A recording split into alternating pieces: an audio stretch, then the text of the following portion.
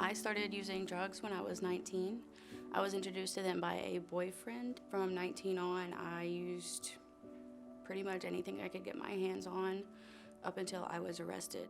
And when I was arrested, I discovered I was pregnant.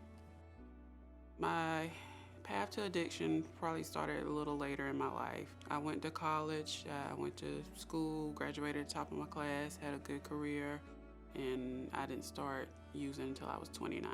So I was scared, I was worried there was gonna be something wrong with my baby. I was wanting all the medical care I could get, and I just wasn't getting it. And then I found out that I was pregnant. I knew that I had to do something, but I just had such trouble getting help. We were waiting on the ambulance to get there, and his supervisor came over the phone and he was like, "Is that pregnant idiot still back there, or has the ambulance come and picked her up yet?"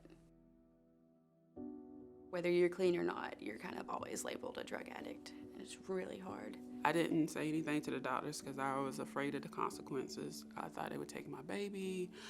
My family would find out. The stakes seemed so high. But I was like, I knew I had to do something before he was born. So I go in, I do the assessment. She didn't make eye contact or look at me the whole time. I was judged more harshly. And you can usually see it on their face by being called junkies and just addicts, it's just a dirty term. Think of it person first and not I'm an addict but a person with an addiction, just like a person with an affliction. And I think that would help with the stigma. I mean, we're people just like everybody else, and I think labels like that, they really are dehumanizing. It makes you feel like less than people. Addiction doesn't have any creed or any discrimination. It's a disease just like diabetes.